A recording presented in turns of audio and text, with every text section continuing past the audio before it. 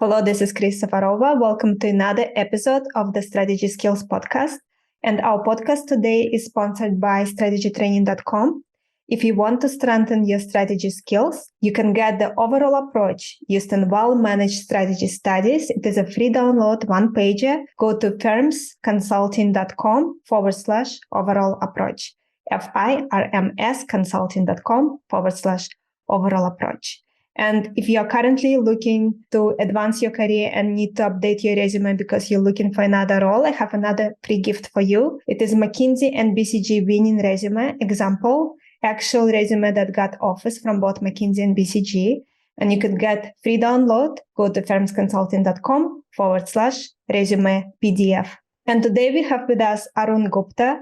Arun is a venture capitalist, lecturer at Stanford University, and Adjunct Entrepreneurship Professor at Georgetown University, and co-author of a new book called Venture Meets Mission. Welcome, Arun. Thank you very much. Thank you for having me. Arun, so over 20 years, you were a venture capital investor with your most recent focus on investments at the intersection of mission, technology, and entrepreneurship. Let's dive into your journey that got you here, because you have such an exciting journey, and I would love to hear more about it, and I know our listeners too. And then we can focus more on your current work and the new book. Sure, Chris. So thank you again for having me. So look, my journey began here in Washington, D.C. My father immigrated from India. My mom and dad both did, and settled here in the D.C. area. My father has been working in federal services, Federal Navy Sea Service, Naval Sea System Command, now approaching 45 years, and he's still working. So, military government services has been in our family since I was growing up. I went away to school, went overseas, actually was at a consulting firm for a while, Arthur D. Little, doing strategy work. Went to India to go open up their office after business school, and then came back to the DC area. And when I came back to DC, this was the late 90s, so the dot-com boom was taking place. And I really kind of, found that I was really enticed by wanting to be in the venture and entrepreneurial ecosystem. And what I think I loved about it most was the optimism, right? There's no one more optimistic, I say, than entrepreneurs, because you have to be, if you're going to go down that route. You have to believe you can change the world. You have to believe you can do something really radically different. And so I started, networking in the DC area, and I didn't know much about venture or startups. And started to learn the language, the vernacular, and found myself getting recruited to go to Carlisle in their venture group. And then soon after went over to Columbia Capital, where I spent the bulk of my career, nearly 18 years at Columbia as a partner, working with terrific folks, but working during difficult times. I joined in 2000. Soon thereafter, we had the dot-com bust. But what I was most proud of is the way our firm and our partners stuck together. We came through that, and then 08, 09 hit, and we came through that equally strong. And so after a great run there over 18 years, retired and started looking at other opportunities of what my next chapter would look like, and really got into had been approached about teaching at Georgetown, and I started teaching at Georgetown at the business school, and really enjoyed it. And as I think back on it, Chris, part of what I really enjoyed about it was what I enjoyed about being around entrepreneurs, which was optimism. I really enjoyed the optimism of students. I enjoyed, the optimism that they were at a stage of their lives where they felt like they could do anything, and they believed anything was possible. And so I enjoyed teaching quite a bit. And so it was something that I knew I wanted to be part of what I was doing, and but not what I wanted to do completely. So I continued, my venture investing as well, sitting on boards, and also personal philanthropy. But then, what I enjoyed about it is that you brought a very experiential voice to the classroom, having been in this realm.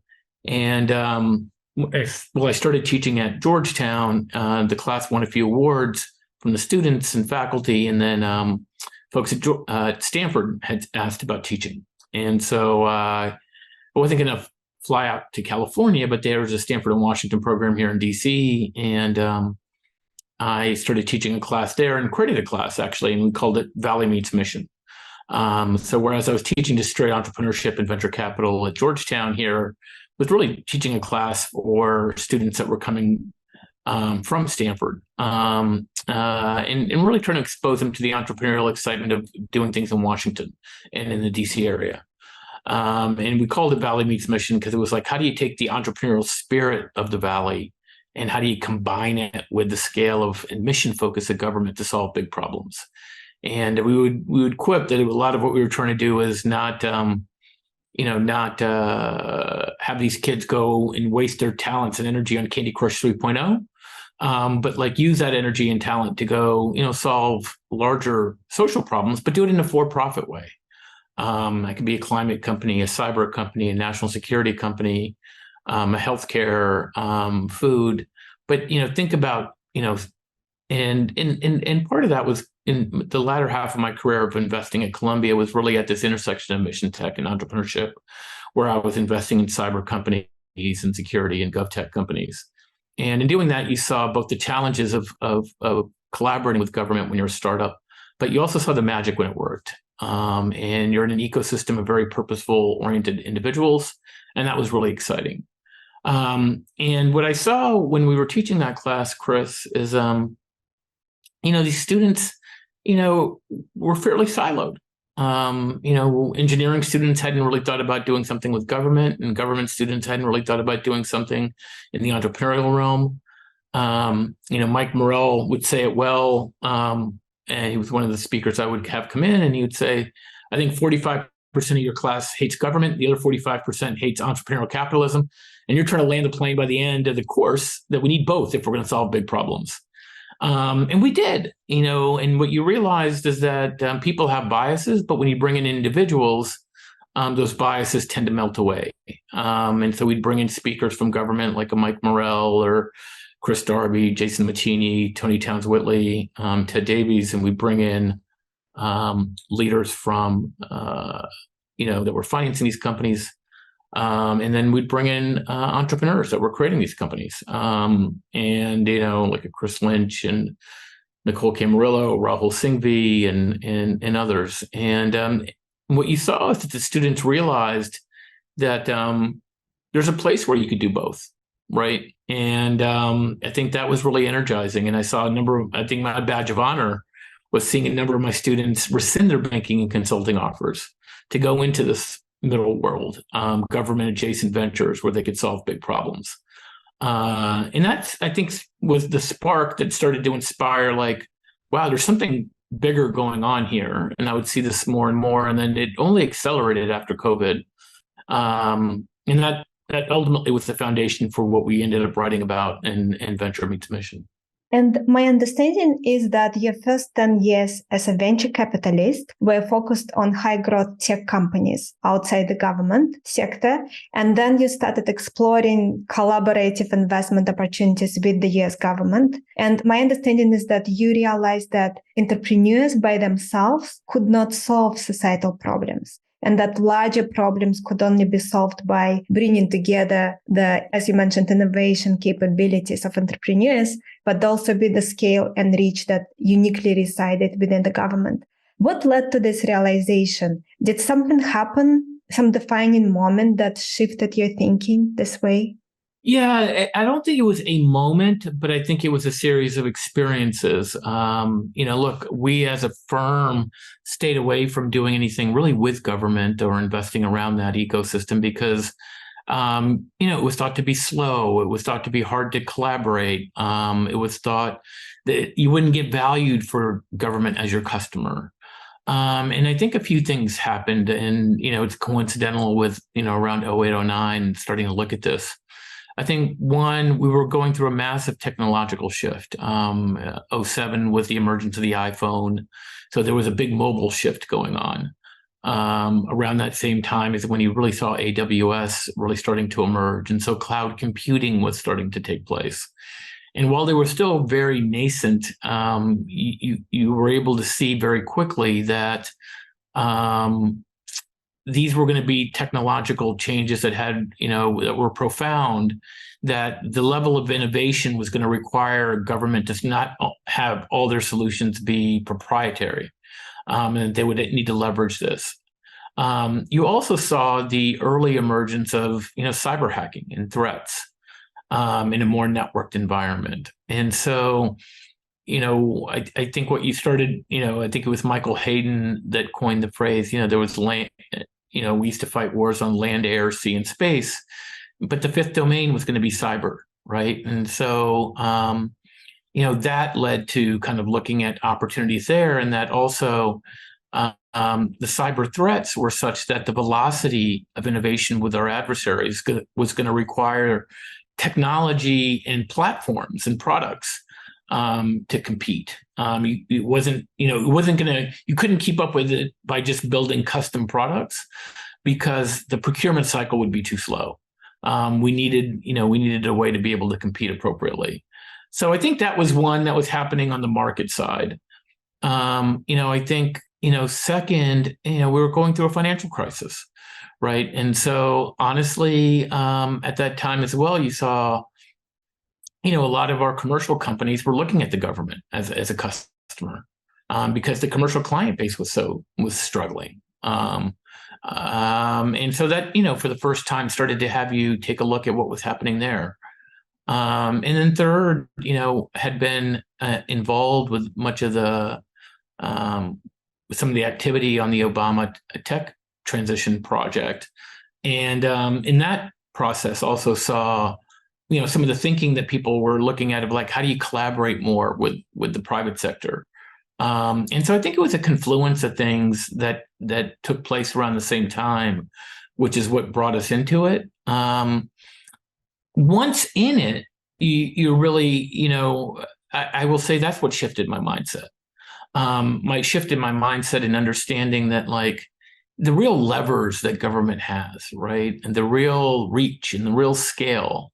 So when you talk about, impact on national security at a broad scale, what our agencies can do far surpasses what any one enterprise can do. And it was that, I think, that really started to spark that interest around, how do you take that innovation that we see, with our companies? And also, look, honestly, some of the more complicated problems were on the government side. So, it flipped on its head a bit where, if you could sell to the DoD or a three-letter agency, a cyber product, that gave you credibility to then go to Wall Street or any of the larger enterprise customers.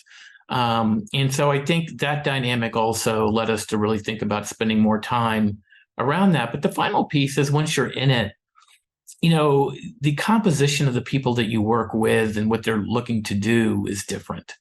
And what I mean by that is, for the most part, whether it be board members, entrepreneurs, they're doing it for their North Star's mission. That's not to say they don't want to make money. That's not to say they don't want to do well, but they lead with mission first. And that's just a very different way of looking at the world. That's all. And after, a decade of, focused on the commercial side, where you're focused really on just, your options first, and the value of them. It was hard to go back. It was hard to, when you see that opportunity. Now, look, that's not to say it's not without its challenges, right?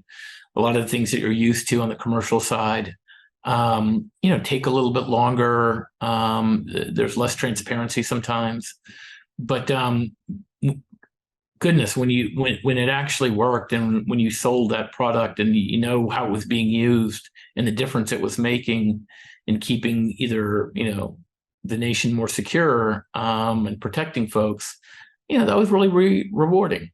And when you shifted your thinking, what you wish you knew then that you know now?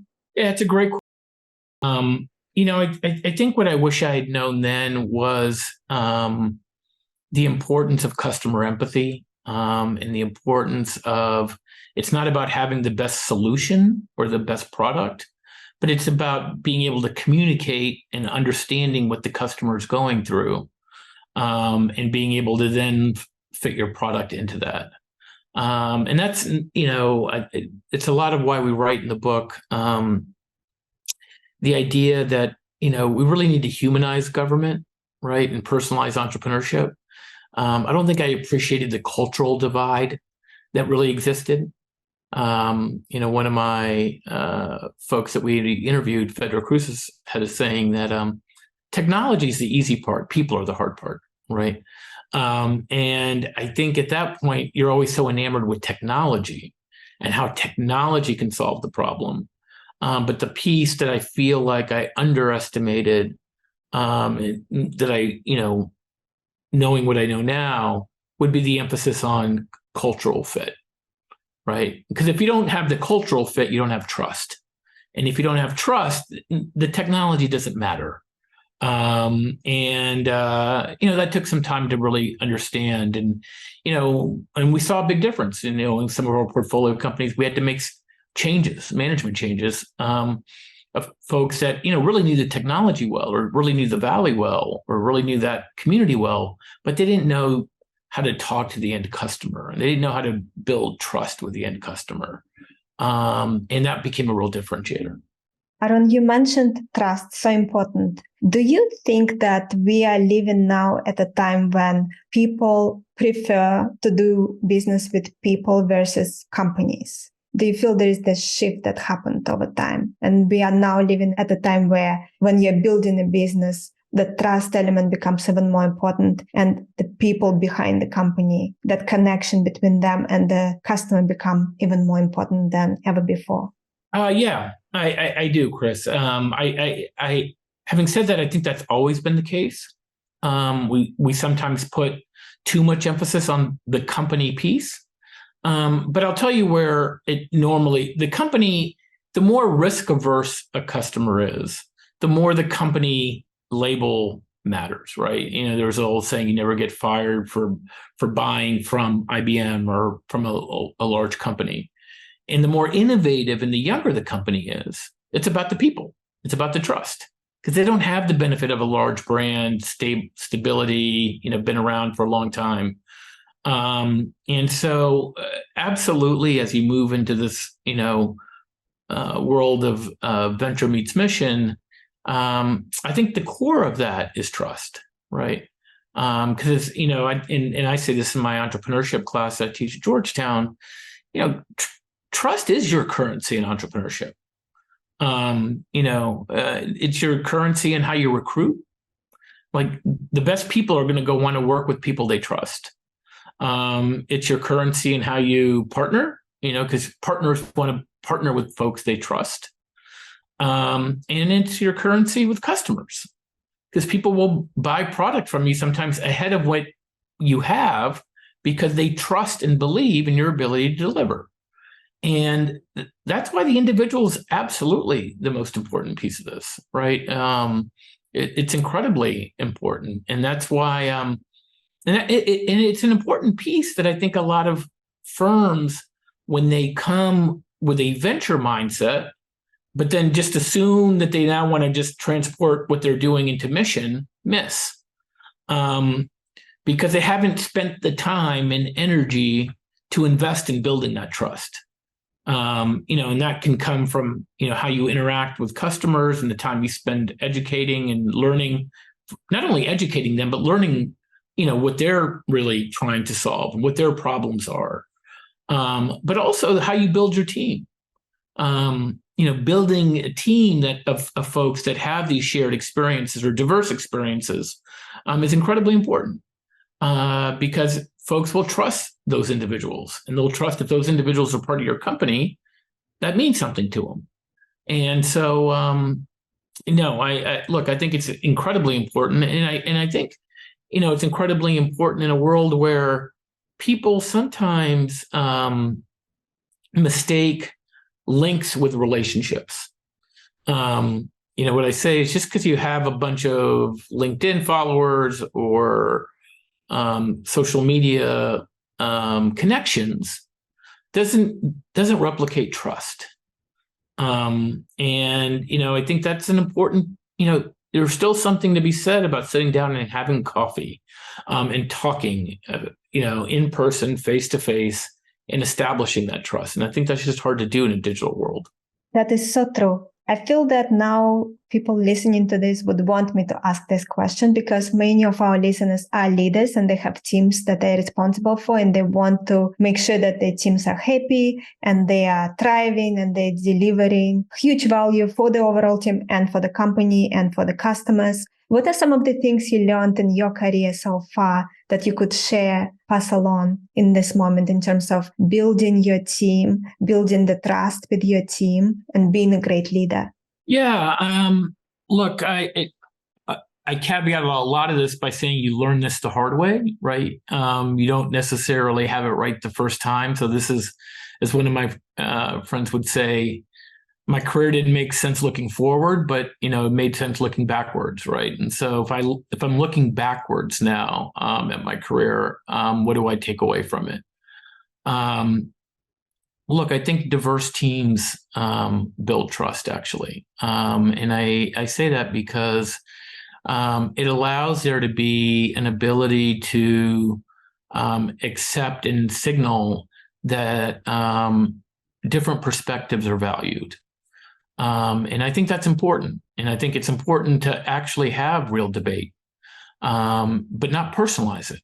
And so I think, great leaders are those that are able to encourage debate, not discourage it. But more importantly, once a decision is made, we've moved on.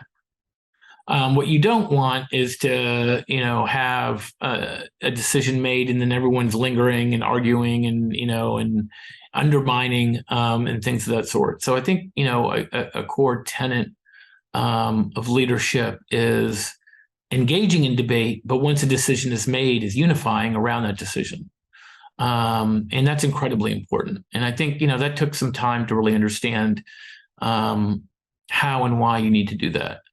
I think the second is transparency. And what I mean by that is, look, I think it's important to be, people can adjust if they know what the rules are.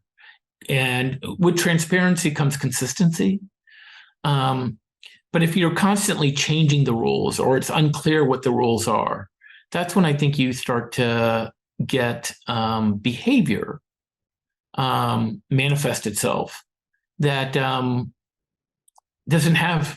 isn't embedded with trust, because people are trying to guess what the system is, or they're trying to, they figure that what you say may change, and so they continue to move accordingly. So I think transparency is incredibly important. I think humility, honestly, is incredibly important as a leader. And with that is being vulnerable, admitting when you're wrong. And as I say many times to my class, you can tell a really functional board and a dysfunctional board. In a dysfunctional board, everyone's worried about being right. And in a functional board, everyone's worried about getting to the right answer. And the difference really is being devoid of ego as you go into that debate. When you're worried about being right all the time, you're going to be hard to be trusted, because people feel like you're always going to come at it from the side of needing to be right. When you are able to demonstrate that you're more worried about getting to the right answer, so I'll put out my hypothesis of what I think we should do, but let's challenge it, right? And if you can, be vulnerable and be humble enough to say like, that's a good point, we should do something different. I think that goes a long way to building trust. because I think that it also, back to point one, enables people to want to engage in that discussion, not assuming that you're just going to do what you think is the right thing to do. And so I think humility is incredibly important in this. And with that, I think also is, the fourth thing I would say is also being able to is show that you believe in the organization. You can have an audacious goal and a vision, and then you got to show that you believe in the people that are around the table that we can get there. But it's we can get there, and you believe in them helping you get there. And that requires you also encouraging them to be willing to take risk and not being in a situation where they feel like they have to be right all the time. And I think that's incredibly important. And that's really hard to do because it's not only about you, but it's also about your other team members, that if someone makes a mistake, they hold them accountable to it. But you focus on what did we learn from the mistake, and you move on. Now, if you repeat the same mistake over and over again, you've got a problem.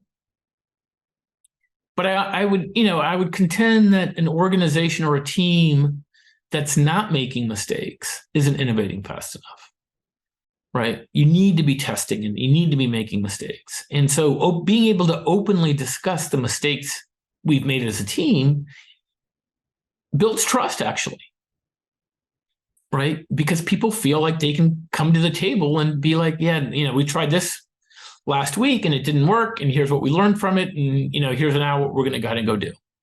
And I think that's an important trait in building trust. But it starts at the top, because this person that's leading the organization's got to be willing to say, hey, everything I'm doing is not working either.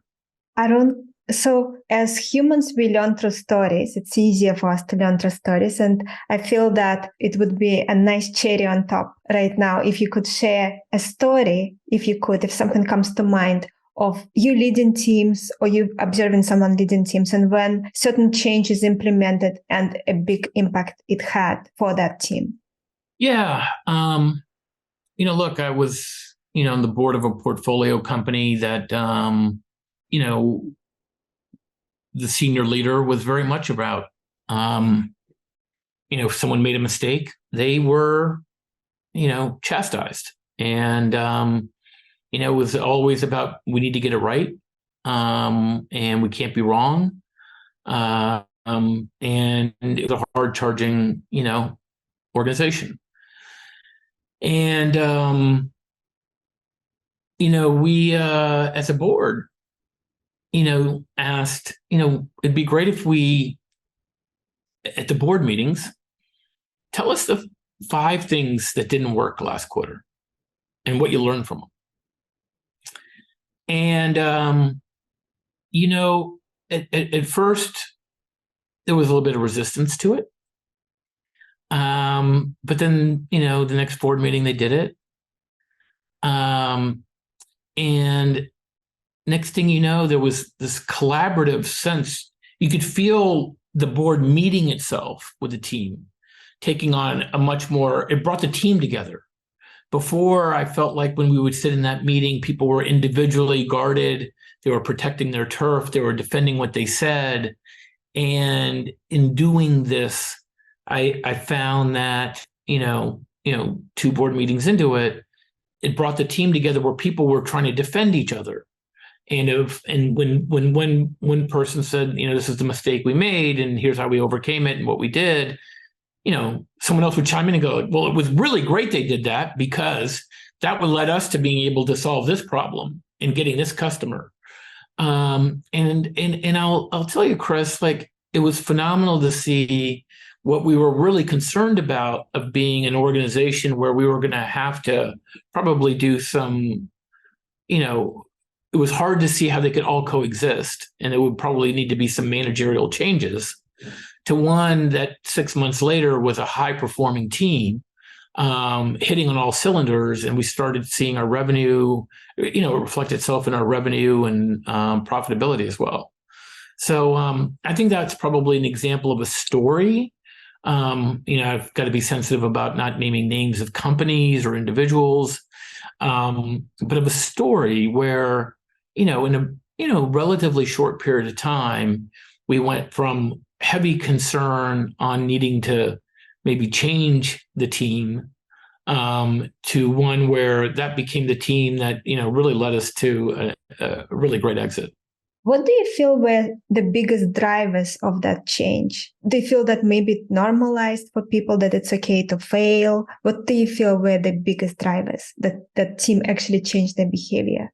Yeah, I think it humanized the entrepreneurial process a bit. Like it made it okay to, everyone is making mistakes, they're just not telling anyone, right?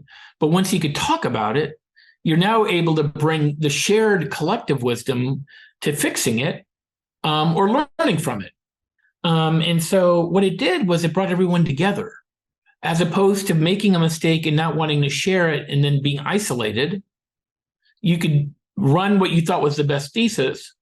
And if you were right, great, double down on it. But if you're wrong, you're almost encouraged to share it with your peers so that and try to dissect it and learn from it in a way. And in that process of doing that, you're building trust, actually, right? You're showing that you're vulnerable. You're showing you didn't get it right. And your peers are not only respecting you, but feeling like they could reciprocate as well. And what was being built there then was a camaraderie of I've got your back and you've got my back, and it's that shift of we're no longer worried about being right. We're worried about doing what's right. Right. And it was that transition. Were there any negative elements of implementing this change that you observed, or only positive? What we noticed was clearly overwhelmingly positive. If there's a negative, it's just containing it. Right. You don't want a culture of where everyone's trying to make mistakes. So this isn't about trying to make mistakes, but it's about being open about them. But it's still, a culture about also wanting to be accountable. That, we can't keep, we make a mistake. There's two aspects to it, right? One is when you're testing and experimenting, you're doing it in a defined amount, right? You're not making company-wide bets and being wrong. Like that's dangerous. So it's understanding how to experiment. But it's also, the learning piece is important. Like if you make a mistake in something in your hypothesis, but you keep doing it over and over again, that's a problem, right? And so I think in going down this path, I think the only piece is to regulate it in a way that you're making sure that we're not rewarding failure, but we're encouraging risk taking is what we're doing. Very good point. I thought you will say that. I wanted to make sure we mention it before we move on. So earlier you mentioned that you were teaching the Value Meets Mission class at Stanford, which was focused on how entrepreneurial talents can be applied to solve societal problems at scale by collaborating with the government. And what I wanted to ask you, you mentioned a little bit of some of the experiences you had in teaching that important course. But I was wondering, what were your personal biggest insights from teaching this course? From listening to all the speakers and seeing how students change their view of the world and so on. What were some of the insights that come to mind right now? Look, I think some of my insights. One, I think generationally, we don't engage in complicated discussions in a way that which requires us to be able to unpack things. We tend to make things either about that fit into a tweet, or we assume things are black and white, and the gray areas where most of life is.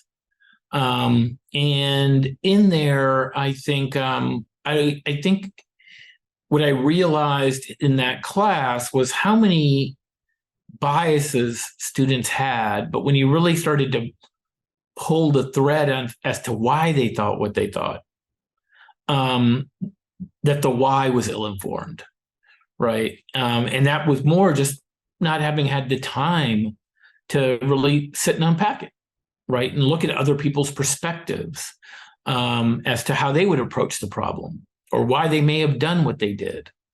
Look, I would bring in,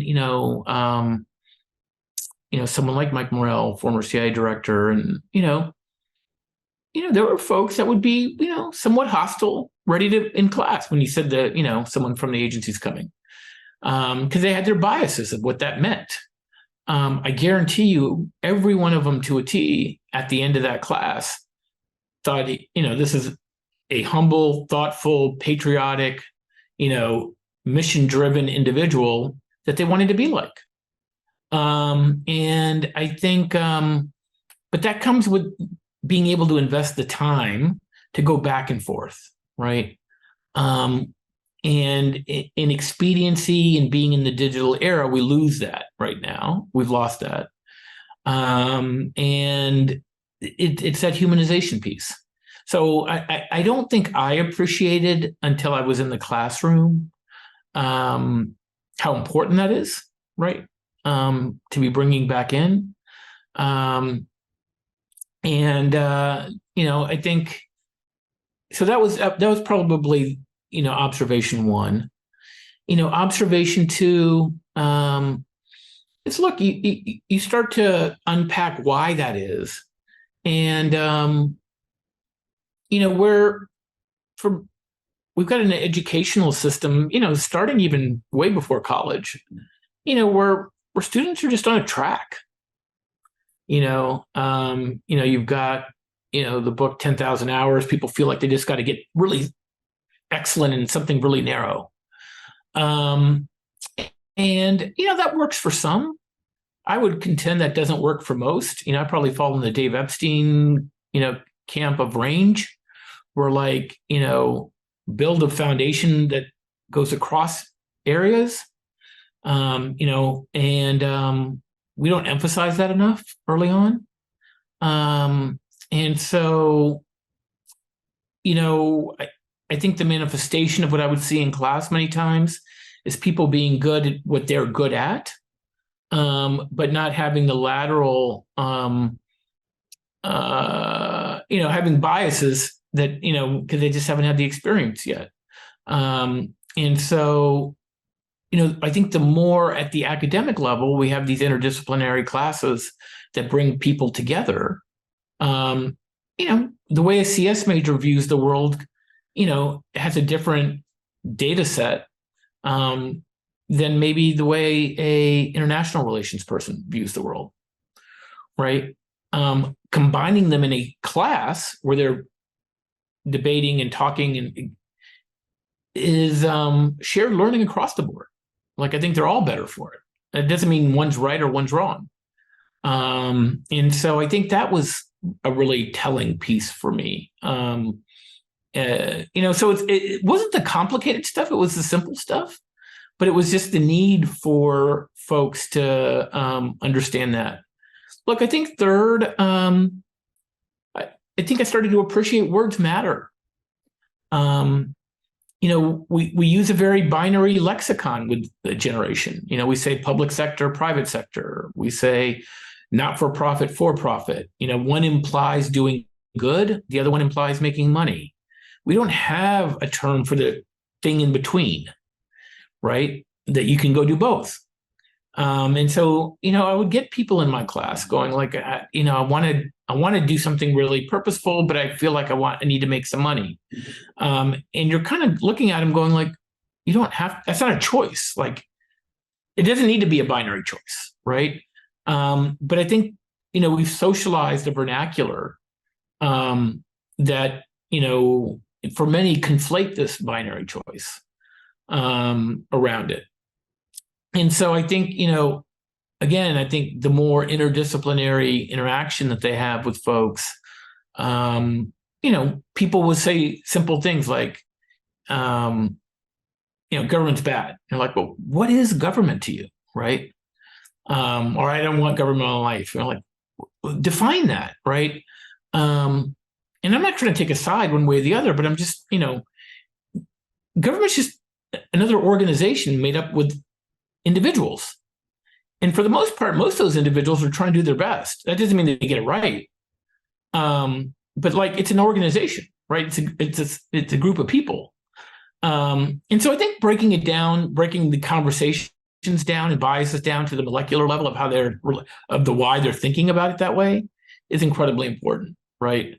And so, I think my bigger takeaway when I was seeing this was that there was also this odd paradox where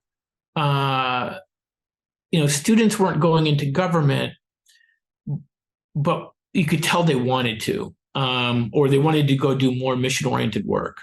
The problem is the infrastructure we had was not conducive to making that easy for them, right? Agencies aren't showing up on campus. They're not able to take you out for a recruiting dinner. They're not making you feel wanted. They're not making it feel like like it was a real prestigious thing that you got awarded this. And you saw that for many of these students, the easy button was just whoever showed up on campus, right?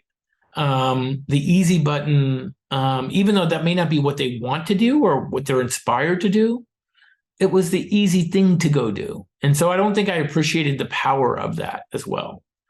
And I think that's what got us thinking a lot when we were creating the NobleReach Foundation, which is really an offshoot of the book, with now a $500 million endowment, was like, how do we, invest in rebuilding that infrastructure so that students, that would want to go in would feel inspired as they do in other opportunities. I'm glad that you brought up the book, because I feel that the remaining part of the session, let's talk about that. What were some of the key things you want people to take away from reading your book? Yeah, look, I think some of the key thoughts, is our theory on the case. Our theory on the case is in great power competition, against our adversaries. If we're going to do two things right in this country, we need to get better talent around government and better innovation around government to compete. To do that, I think the two ecosystems that, to my mind, are still far and away better than anywhere else in the world are our ability to create talent in our higher ed system and our ability to innovate in our entrepreneurial ecosystem. And both, are deeply cultural. And what I mean by that is, your adversary can't just open up 1,000 universities and have a university system like we do. And they can't overnight replicate our entrepreneurial ecosystem. It takes time. It takes generations, right? And so I think the second point, if you believe the first point on the theory on the case is better talent and better innovation, the second point is a superpower of our liberal democracy has always been those two hallmarks: our higher ed and our ability to create talent, our ability to innovate. So the third point then is, how do we connect the two, right? How do we connect them in a meaningful way? We've gone through decades of letting 1,000 flowers bloom. And that doesn't mean there needs to be government intervention in any of these areas. But there should always be government ambition, right? Like, how do we go solve big problems? And then let the private sector and let the talent kind of form around those opportunities. So point three is, it's a lot of storytelling of examples of people, of companies that are doing this. So this is already happening. This isn't, it's not a book of saying like, this is what we should do. This is a book of, this is what we are doing. And then really exploring on how do we do more of it, right? How do we make this happen more? The fourth thing I would say then, as we explore how do we do more of it, we look at it at three layers: an individual layer, a venture layer, and then a societal layer.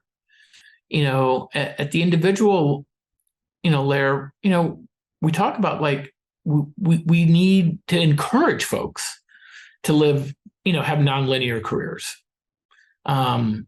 because the more, you narrow in, that might be good for, you're not living a robust life and career and a purposeful one. So you should be able to go into government for a little bit and then go into private sector and do some work. And then, if you need to, be connected in the academia world, because that's how we're going to solve big problems. At the venture layer, as we were talking about earlier, Chris, is, how do you build companies that can operate in this realm? It knows how to be government adjacent, speak the talk, collaborate where need be to solve big problems, but harness that entrepreneurial energy in a meaningful way. And then at a societal layer, it's how do we connect the dots, right? How do we create the right reward system that people are encouraged to rebuild trust between these institutions, and that's what we talk about in the book. And and there's different organizations that can play various roles in helping rebuild that trust. And the fifth thing I would say is the book is written in a very aspirational, optimistic tone, and I am very aspirational and optimistic. This isn't oh my God, we're going over a cliff, and if we don't do this, this is look, in a world that's changing faster technologically, socially, geopolitically, we need a renewed partnership between government and entrepreneurs to solve these big problems. And we need it because, the folks that are best trained to kind of build the plane while you're flying it are entrepreneurs. They're used to, building something with a moving target in place. And, in our mind, that's really incredibly important. Right, is to have that mindset. And that, I actually think, is the ethos of America, right? That is what makes this country great, as we are the most entrepreneurial, nation in the world. And, bringing that into our ethos to solve these problems in a meaningful way, I think it's incredibly important. For our listeners who are running their own companies, who are entrepreneurs, and let's say it's not a large organization because it is more straightforward, but small organizations, any thoughts you want to share on what steps they can take to work closer with the government? Yeah, I mean, look, as we talk about, in the book, so much of this is about, creating a shared vernacular. It's about customer empathy, know who you're working with, know how they make decisions, know what the mission really is, right? Align yourself with the mission. So many people want to just kind of come in and don't make this transactional. This needs to feel like a partnership. One of my, somebody who I'd shared a pre-publication copy of the book to read and asked for some feedback, said, look, Arun, words matter. And what I think is interesting about what you wrote and the way you guys, it's the words you used. You call this mission and venture. We've had an industry called government contracting for decades. Government contracting puts the emphasis on the contract. It sounds very transactional, right? That doesn't inspire in the same way.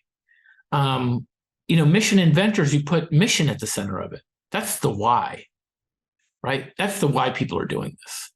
And ventures implies partnership. We're going to grow together.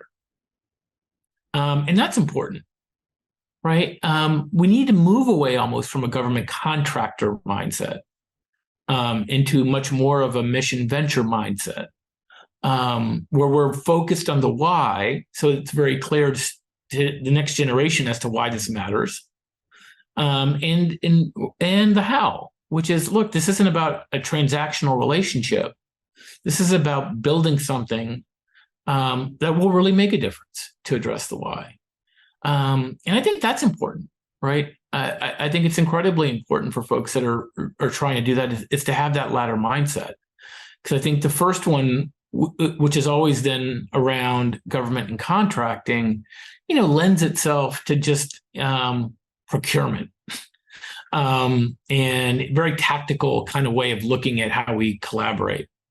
And you need to elevate that up a level. And I think with that, you can also elevate the kind of talent you can recruit, because you put mission and you put at the center of it. Such an important point. This point about not being just transactional, you can see it everywhere. Even just look at any consumer experience. They always want to know that it is about something bigger than just a transaction for the other party. And it comes back to trust. It comes back to trust. And look, at the same time, Chris, you have to recognize that there's different incentive systems in place, right? And that you just need to understand that. That doesn't make it right or wrong. We write about in the book how, look, if I was measured as a VC, like I would be measured as government, I'd never raise another fund. And what I mean by that is, as a VC, I'm measured by my best deal. I'm measured by, if I make 10 bets and 8 of them are bad, but 2 of them are home runs, my fund is oversubscribed, right? At government, I can make 10 bets, and if 9 of them are okay, but 1 of them is Cylindra, I'm carrying that around, for next decade. That risk, that drives risk averseness, right? No one's going to want to take risk. And we just finished talking about earlier, encouraging your team to take risks is how you innovate faster. And part of the issue there is that every agency has got an IG, an investor general, right? And the inspector general is that's their job, is to make sure you're following the process. A friend of mine, Dan Tangerlini, who we interview in the book, said the solution to that is that every agency should have 2 IGs. And I'm like, what? 2 IGs? How does that help? And he's like, the second one should be called an innovation general. Because the same way folks, try to make sure that they stick to the playbook because they're afraid of being dragged in front of a congressional hearing for making a mistake, it would be great if there was an innovation general where if you weren't innovating fast enough, you felt concerned that you could also be brought in front of a congressional hearing. Now, does that happen or not? Unlikely. Having said that, it's an interesting thought bubble. How do you create the tension so that it's not only about not making mistakes, but it's also about putting the reward structure in place so that people want to be innovating and reward them accordingly. Very true. This is a great place to end this session. Before we do that, do you have anything else you want to share? And also, can you please share with our listeners how they can learn more about your work, where they can get your book and so on? Well, thank you, Chris. This is a great conversation. I appreciate you taking the time. I really enjoyed your questions. Regarding the book, for anyone that's interested, you could go to venturemeetsmission.com and order the book. It's also available on Amazon. In addition, as far as the work that we're continuing from Venture Meets Mission, you could go to the NobleReach Foundation .org and look at the work that we're doing there, both on helping rebuild the infrastructure to get better talent into government and better innovation into government as well.